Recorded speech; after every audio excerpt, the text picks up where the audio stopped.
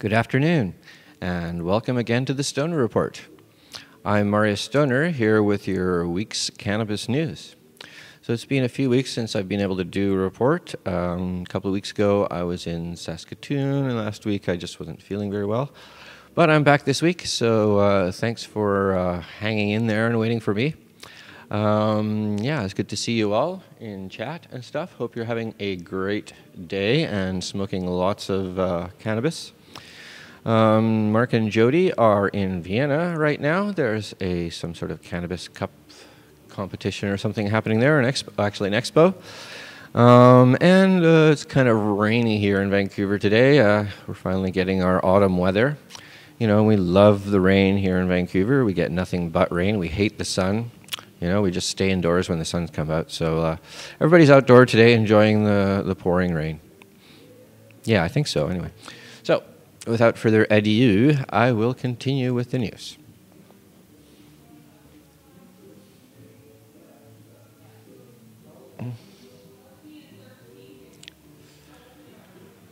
Okay. Come on. That's weird.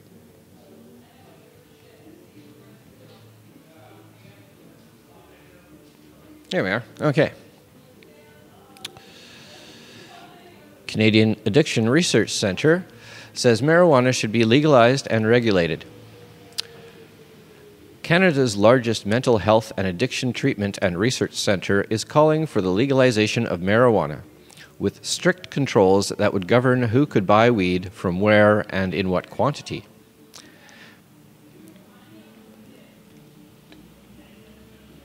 In a policy statement released Thursday, the Centre for Addiction and Mental Health in Toronto said cannabis should be sold through a government-controlled monopoly and with limited availability and an age limit, possibly through outlets similar to provincially operated liquor stores.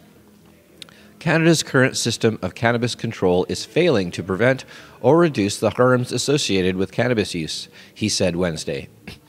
Based on a thorough review of the evidence, we believe that legalization, combined with strict regulation of cannabis, is the most effective means of reducing the harms associated with its use. Those harms include respiratory diseases such as lung cancer, the risk of death or disability from motor vehicle accidents, and deleterious effects on cognition, partially among pot-smoking adolescents because their brains are still developing.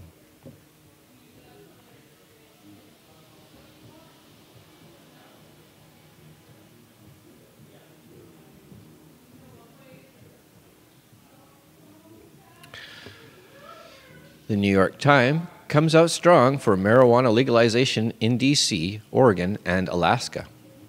The paper of record has called for legalization of pot this past summer.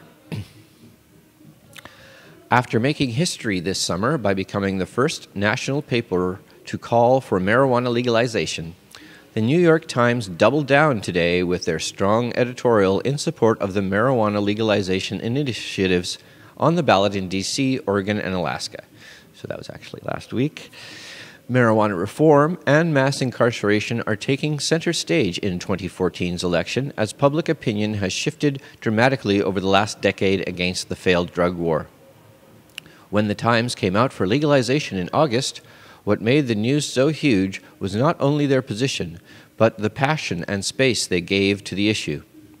In addition to the lead editorial, Repeal Prohibition Again, there was a 6-part series on marijuana legalization with long, thoughtful editorials on related issues such as criminal justice, public health, regulatory models, and so forth.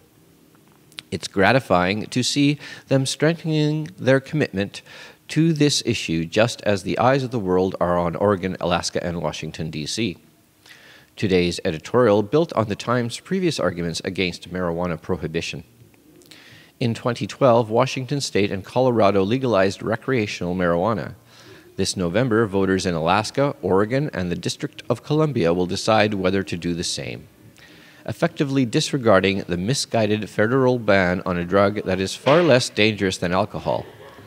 Decades of arresting people for buying, selling, and using marijuana have hurt more than helped society, and minority communities have been disproportionately affected by the harsh criminal penalties of prohibition, since Alaska, Oregon, and the District of Columbia are already allow medical marijuana. Taking the next step makes good sense.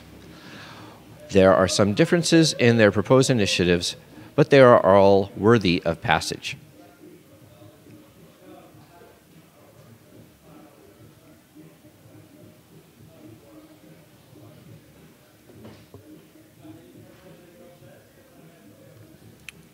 Massachusetts has banked over $3 million in dispensary fees, and not a single marijuana seed has been planted.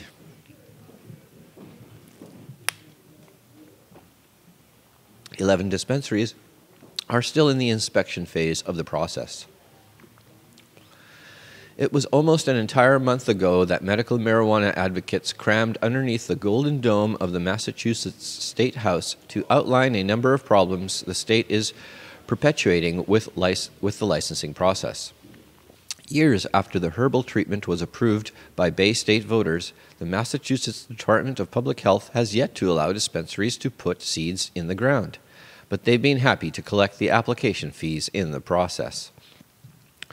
To date, Mass DPH has banked $3,271,500 in application fees from prospective dispensaries.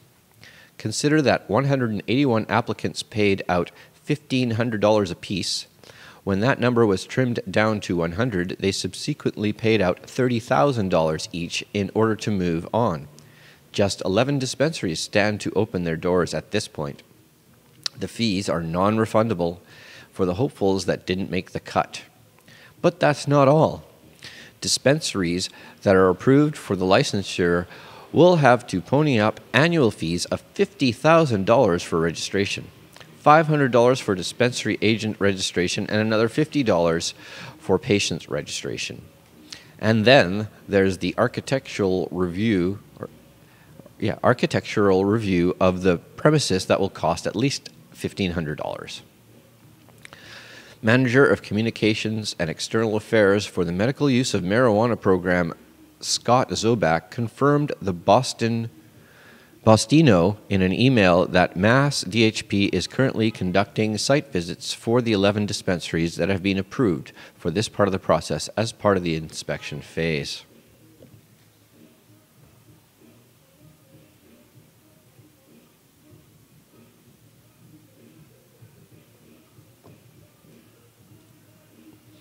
Portland, Oregon okays recreational marijuana sales tax. If Oregonians legalize recreational marijuana, the city of Portland hopes to take a 10% cut on sales. The Portland City Council voted unanimously Wednesday on a city ordinance that would levy a 10% sales tax on recreational marijuana sold in the city if Oregon voters pass ballot measure 91 in the general election.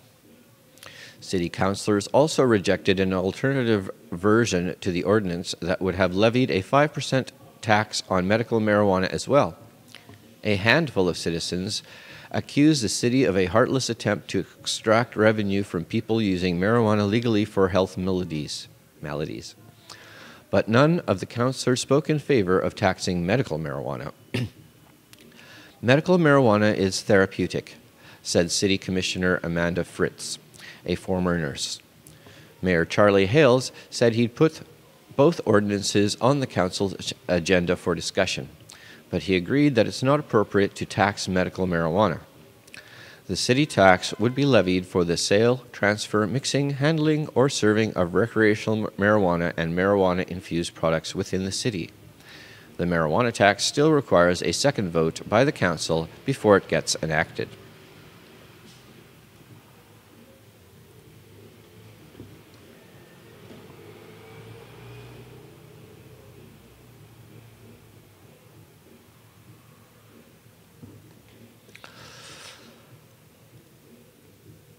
Not working? Yeah, there you go. Scientists in Israel will study anti-tumor effects of cannabis on cancer patients. They're looking particularly at cannabidiol, CBD, a non-psychotropic compound in pot. Israeli researchers will soon begin evaluating the anti-tumor effects of cannabidiol, a non-psychotropic cannabinoid, in patients with cancer. Researchers at the Hadassah Medical Center in Jerusalem have announced their intent to conduct a Phase 2 clinical trial to assess the impact of CBD as a single treatment among cancer patients. Only patients who have had exhausted conventional anti-cancer treatments will be eligible to participate in the study. Once enrolled in the trial, participants will receive CBD for a period of 8 weeks. Full details of the forthcoming trial are available online from clinicaltrials.gov. Although data documenting the potent anti-cancer activity of various cannabinoids in both culture and in animals dates back to the mid-1970s, virtually no clinical trials seeking to reproduce these results in human subjects have been performed. The lone exception is a 2006 pilot study published in the British Journal of Cancer, which reported that the intramural administration of THC was associated with reduced tumor cell proliferation in 2 of 9 human subjects with GBM, glioblastoma, an aggressive form of brain cancer that is highly resistant to conventional anti-cancer treatments. However, THC treatment has little impact on subjects' overall survival.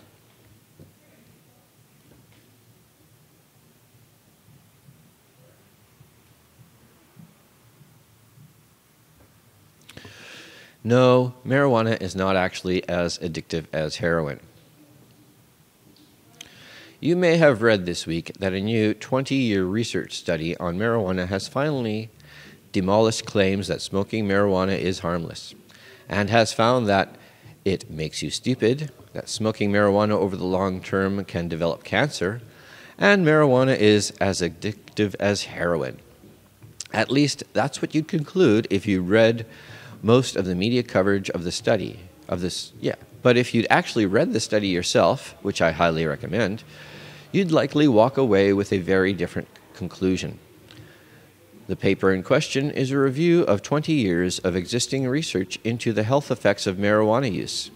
By design, it doesn't tell us anything we don't already know. The focus is almost exclusively on the effects of long-term heavy, daily, or near-daily marijuana use. This paper deals with the adverse effects of cannabis smoking, especially the adverse health effects of regular, typical, daily cannabis smoking. The author, Wade Hall, a drug advisor to the World Health Organization, writes.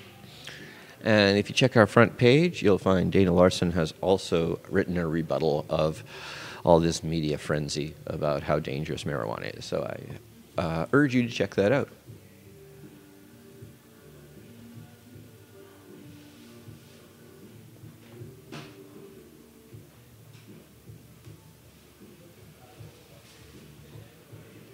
Okay, looks like it's 2:26, so kind of missed 4:20. Sorry about that. So I think I will roll a joint now. I had a really good time in Saskatoon. Thank you, Jeff and Jade, who helped pay for my trip there. I took a lot of photographs, videotape. I was actually on a secret mission there. I was looking for the elusive Sasquatch, because as everybody knows, Saskatoon got his name when settlers first arrived. They saw Sasquatch there drawing cartoons. The Sasquatch was very shy, so fled to the Pacific Northwest, where he's been hunted for ever since.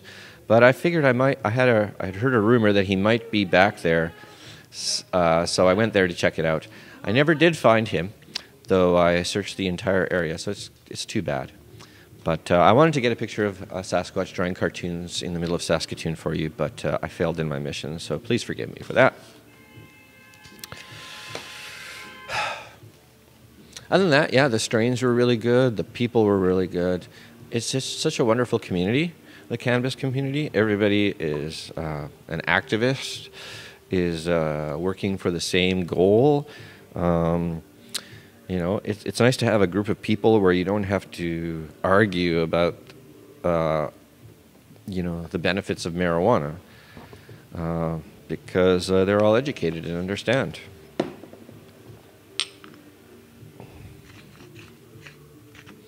I think you can check out our front page, and there'll be some videos and some pictures. I think Jeremiah's still working on some pictures. I think only the first day actually made it up, so he's a little bit behind. But yeah, thank you very much, Jeff, and thank you very much, Jade.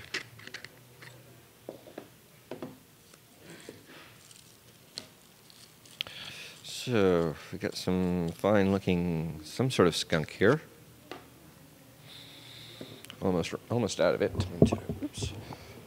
Time to refresh my supply soon. There you go. And you can smell that here. Here, take a good smell. Yeah, isn't that good? And it's some kind of kush. And kushes are my favorite because of the taste and smell. And the effect is usually pretty potent as well.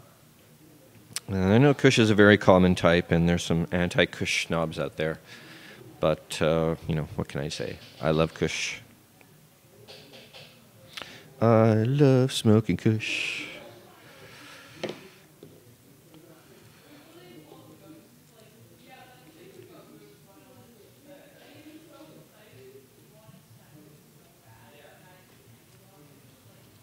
So yeah, don't forget to stay tuned at 4 o'clock for Jeremiah's show. And tomorrow, I think it's at 4 p.m. here, there will be Redbeard's show. You can see him blow glass. Redbeard and a bunch of other glass blowers were also at the Prairie Medicinal Harvest Cup, or Prairie Harvest Medicinal Cup, something like that. And it was good to see him. And I bought a piece from Gibson, from Gibson's Glass. It's a nice Sherlock. I don't have it here with me, but I'll try to bring it next time. It's a huge Sherlock pipe, clear glass. Yeah, and it's quite elementary. So I hope you guys are taking this time to either go to the bathroom or, well, actually, I hope you rolled a joint or filled up your pipe or, you know, set up a dab or whatever it is.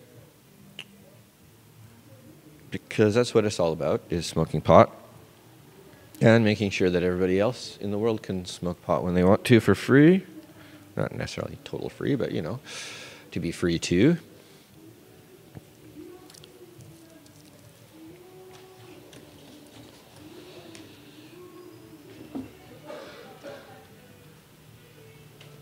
And so to prove that I also smoke pot, here's my act of civil disobedience.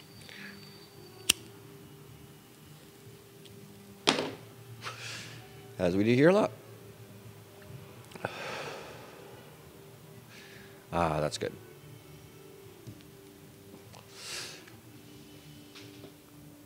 Okay, back to the news.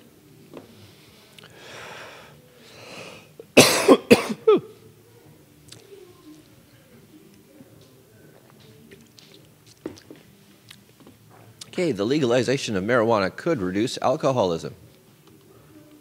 Across the U.S., people are indulging in a drug that is imposing huge costs on themselves and society.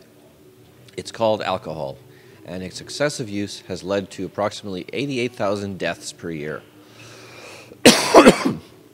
A growing body of research suggests marijuana could lower that number, since people who smoke pot tend to drink less. Or put another way, marijuana is not a gateway drug, but a replacement drug that, when properly regulated, could on measure lead to a net improvement in public health. Most marijuana is consumed by people with a high school degree or less, and therefore relatively little earning power. That means they are significantly more responsive to the price drops that usually accompany decriminalization. That means a broad shift towards legalization is very likely to lead to a significant increase in pot consumption. But according to the academic blog JSTOR Daily, even if smoking increases, there are intriguing suggestions that this means drinking will decline. That change alone could have a huge impact on public health. The social costs of alcohol are pretty darn high, said D. Mark Anderson, excuse the language, an economist at Montana State University who has conducted several studies on public health and marijuana policy. His own research suggests that alcohol and marijuana are substitutes for each other, not complements. In other words, if marijuana becomes easier to acquire, people may use it instead of alcohol, not on top of it. If the substitution effect is large, the increase in marijuana consumption could really provide public health benefits, Anderson said in an interview. Though some lab experiments have suggested that people under the influence of THC, marijuana's psychoactive component, are likelier than drunk people to overestimate the degree to which they are impaired and take more precautionary measures, such as driving more slowly, Anderson is careful to say that this research does not imply that driving under the influence of marijuana is necessarily safer than drunk driving. But even if high driving is just as dangerous as drunk driving, it could simply be the case that people using marijuana are likelier either to stay at home and smoke instead of driving from bar to bar. In a study published last year in the Journal of Law and Economics, Anderson and two co-authors found that in the 19 states with medical marijuana laws, the first full year after the laws went into effect was associated with a drop in traffic fatalities between 8 and 11%. The estimated effects of the laws were largest at night and on weekends when most drinking occurs. Then there's the fact that alcohol abuse causes between 3 and 4 times as much dependence as marijuana, but more than 10 times the violence and crime.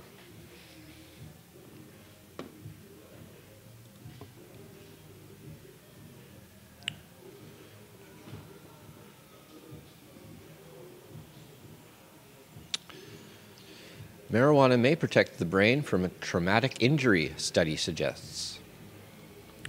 People who use marijuana may be more likely to survive a serious head injury than people who don't, a new study suggests. At one hospital, the death rate after traumatic brain injury was lower among people who tested positive for tetrahydrocannabinol, THC, the active ingredient in marijuana, than among people who tested negative for it, researchers found. This data fits with previous data showing that THC may be neuroprotective, said Dr. David Plurad, one of the study's authors.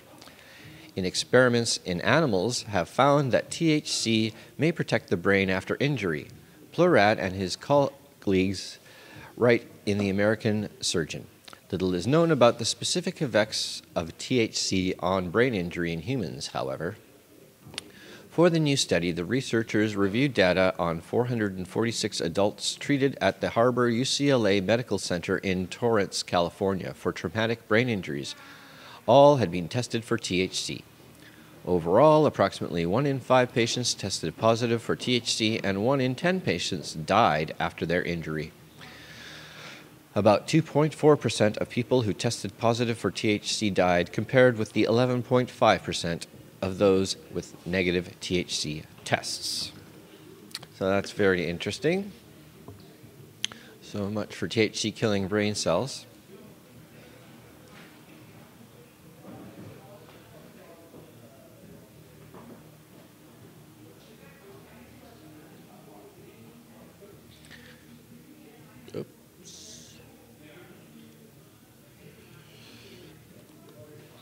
Obama's nominee for a top Department of Justice slot has said states should legalize marijuana. The Post's Sari Horwitz reports that Obama intends to nominate Vanita Gupta, currently director of the ACLU's Center for Justice, to lead the Civil Rights Division of the Justice Department. Gupta currently leads the ACLU's national campaign to end mass incarceration. Horwitz writes, Gupta, 39, who was born in the Philadelphia area to immigrant parents, has been praised by a whole wide array of political activists for her civil rights work, especially on prison reform, an issue which liberals and conservatives have found common ground. Given her background, the move to the Civil Rights Division is in many ways a natural one. And interestingly, much of her interest in disparities reflects the concern over racial disparities in the war on drugs. Gupta has been an outspoken opponent of mandatory minimum sentencing laws, particularly in their application in drug offenses. Last month, she penned an op-ed for CNN centered around a man sentenced to life in prison for buying marijuana. The country has spent 40 years relentlessly ratcheting up the number of people going to prison and dramatically expanding the time we hold them there, she writes. We've spent decades criminalizing people with drug dependency, passing extreme sentencing laws, and waging a war on drugs that has not diminished drug use. She's written extensively about the failures of the war on drugs, informed partly by her experience defending dozens of black men wrongfully charged with minor drug offenses in Texas in the early 2000s. She also called for reforming the incentives police departments face for arresting low-level marijuana users. Federal funding for local law enforcement is based partially on arrest numbers. Perhaps most significantly, though, she's a strong supporter of marijuana decriminalization and outright legalization by states.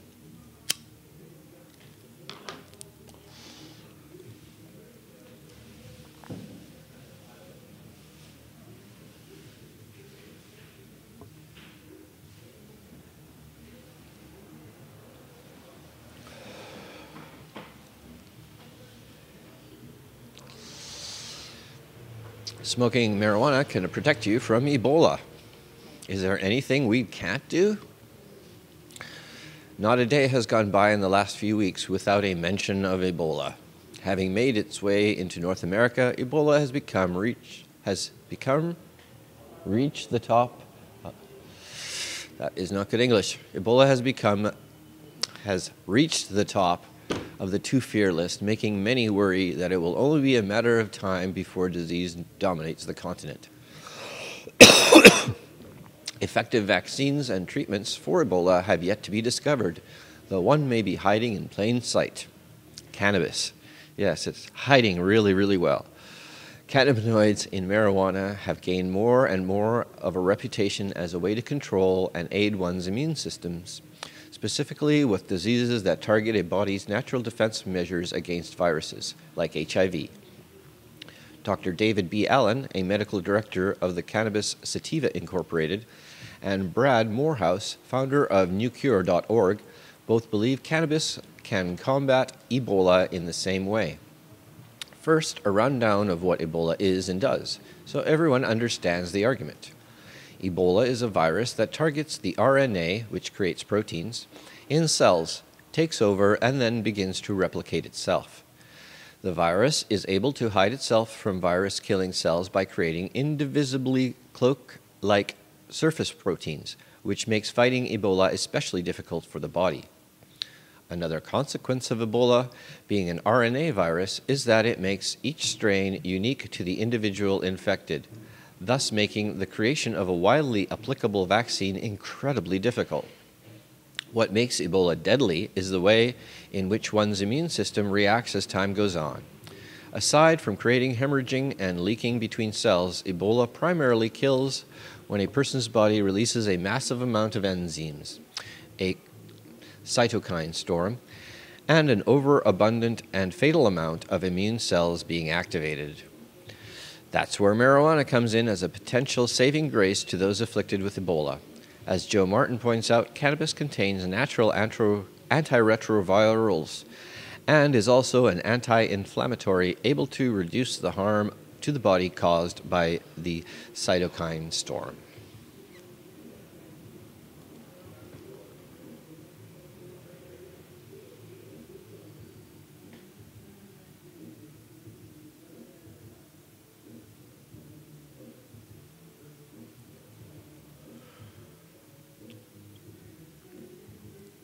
And finally today, is Hillary Clinton ready for marijuana's 2016 push? When Hillary Clinton graduated from Wellesley College in 1969, where the future First Lady and Secretary of State says she did not try marijuana, only 12% of Americans wanted to legalize the drug. In 45 years, however, the tide has changed for legalization. 58% of Americans now want to make consumption legal. 2 states, Colorado and Washington, already have, and 2 more states, Oregon and Alaska, could join them by the end of the year, not to mention Washington, D.C., which they didn't mention. Despite their growth in approval, many activists see 2014 as a smaller but important step to their goal. In 2016, when voters will also have to decide who they want in the White House, the marijuana activists feel could be the real tipping point for their movement. There will certainly be even more on the ballot in 2016, said Tamar Todd, director of the Marijuana Law and Policy and the Drug Policy Alliance. More voters coming to the polls and more support for marijuana reform, and in president election years, more voters turn out. So,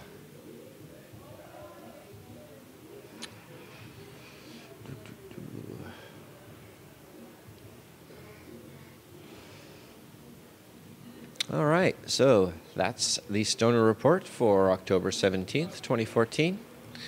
Thanks again for joining me. Don't forget to tune in for Jeremiah's show at 4, tomorrow for Redbeard's show, Wednesday for From Under the Influence, and all sorts of comedy and stuff from Toronto in Vapor Central. So yeah, don't forget, cannabis is the most advanced plant.